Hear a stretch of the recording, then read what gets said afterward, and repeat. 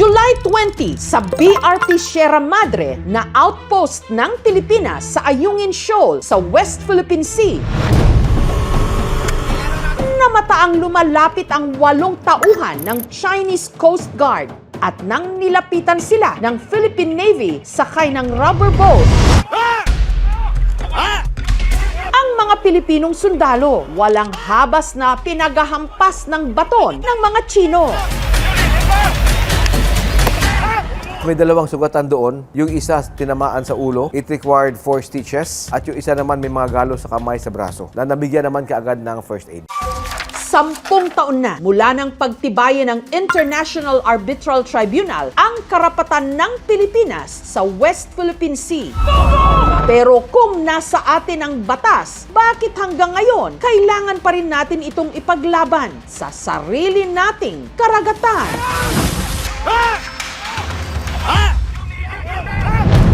Nasa West Philippine Sea ang mahigit 200 mga isla, mga reef, shoal at atoll. Bagamat iilan lang sa mga ito ang pwedeng tirhan ng tao.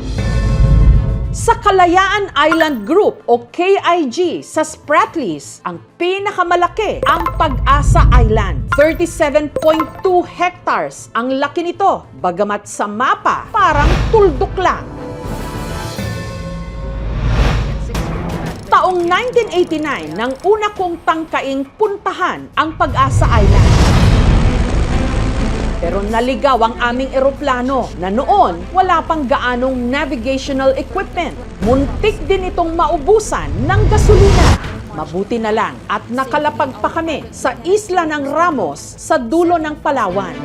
What could have been another tragedy? I'm very happy to be back and to have been given what I think is a second chance to live.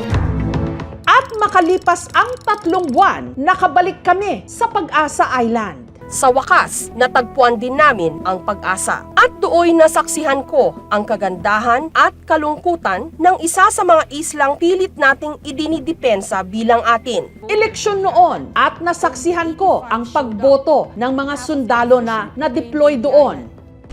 Taong 1999, makalipas ang 1 dekada, bumalik ulit ako ng Pag-asa para sa isa pang dokumentaryo. Ang opisyal na tawag ng ating gobyerno sa mga islang ito ay Kalayaan Island Group. Ito'y upang ipahiwatig na rin ang ating official claim. 3 dekada ang nakalipas, napakarami ng pagbabago. Welcome na sa Isla ng Pag-asa ang ilang content creators. We're here at Pag-asa Island. Inimbitahan ng Armed Forces of the Philippines o AFP nitong July 15 para makita rin daw nila kung paano namumuhay doon ang ilan nating mga kababayan. Mga kabataan under Project Hopecaster or pagbibigay ng pag-asa. This is part of communications and our transparency initiative to be able to inform ating mga kababayan and the international audience. We need to civilianize yung issue sa West Philippine Sea. Hindi lamang ito issue na hinaharap ng militar o ng Defense Department. Dapat makialam ang bawat Pilipino. What's up mga kalanggo? 2 sa mga naimbitahan ang content creator na si Luis Ann Nagal na mas kilala bilang si Lance. This is life! At ang young Filipino patriot na si First Lieutenant John Hernan Perez. West Philippine Sea, atin to. Mula sa headquarters ng Philippine Air Force sa Villamor Air Base sa Pasay, sumakay sila ng C-130. Ayan na, laki ng aircraft natin. Wow! Pansamantala ring lumapag sa Antonio Bautista Air Base sa Puerto Princesa City sa Palawan para mag-refuel. 8:23 na, so nag-drop off lang tayo tapos na rin mag-refuel. Papunta na tayo sa Pag-asa. Sa flight pa lang papunta sa Isla ng Pag-asa, si Lance hindi na iwasang maging emosyonal. Naiyak na ako dito kasi na-realize ko yung responsibility na sobrang tumagos sa puso ko. Inabot ng halos 1.5 oras ang flight papunta sa Pag-asa Island. Mula sa ere, halos sakupin na ng airstrip ang kalahati ng isla. Pagkalapag ng Pag-asa, ang bumungad sa kanila, paraiso. Grabe, nandito na tayo sa Pag-asa Island. Makikita po natin, napakalinis po ng ating dagat. Nagulat po ako na napakaganda po pala talaga ng Pag-asa Island. Payak pa rin ang buhay sa isla. Pero kung dati wala gaanong facilities, ngayon meron ng munisipyo at multipurpose hall. Wala pa roong ospital, pero meron ng eskwelahan para sa mga bata mula grade 1 hanggang grade 12. Everything is accessible sa paglalakad lang, ma'am. Kaya niyo pong lakarin yun ng 15 to 20 minutes, end to end. Ganun na po siya kaliit. Mayroon din tayong mga troops, may bases. Kasi ang goal naman ay hindi tayo makipag-away sa ibang bansa. Pinaka-goal natin is maipaalam sa kanila, hindi natin isusuko yung parte ng bansa natin na ito. At kung dati, puro mga sundalo lang ang naroon, ngayon, meron na roong 500 mga residente o mga sibilyan. Isa na silang komunidad. The people there are very hospitable.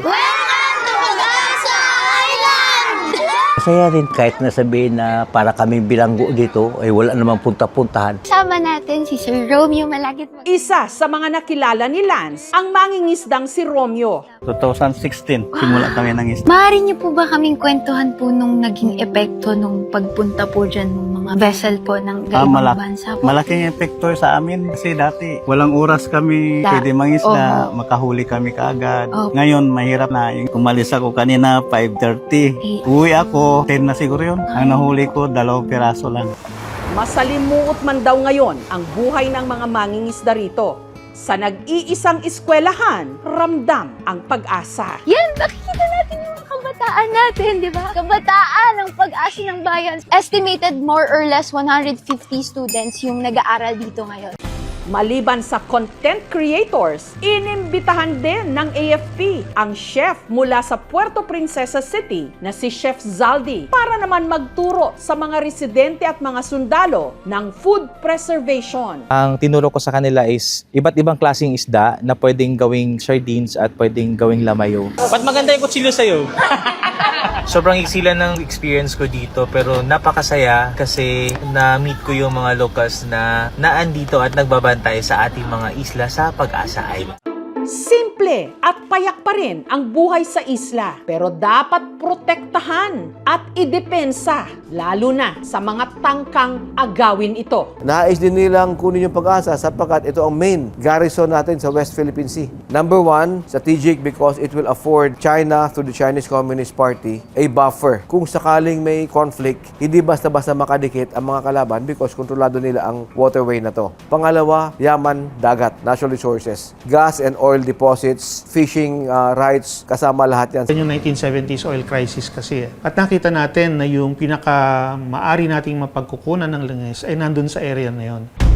Hanggang ngayon, hindi pa rin tinatanggap ng China ang ruling ng International Court noong 2016 para igawad sa Pilipinas ang karapatan nito sa West Philippine Sea. Pinawalang bisa ng International Court ang pag-angkin ng China sa mga teritoryo ng Pilipinas sa ating EEZ o Exclusive Economic Zone sa pamagitan ng pagtalaga nito ng 9-dash line claim. Sa kanila daw yan, base sa kasaysayan, pero napatunayan natin na walang basihan. And as a matter of fact, bago lamang yung claim na yan. So lahat ng mga argumento nila tungkol doon ay napawalang bisa dahil sila rin ay lumagda doon sa UN Convention on the Law of the Sea, yung UNCLOS, na batas internasyonal para nga sa lahat ng karagatan.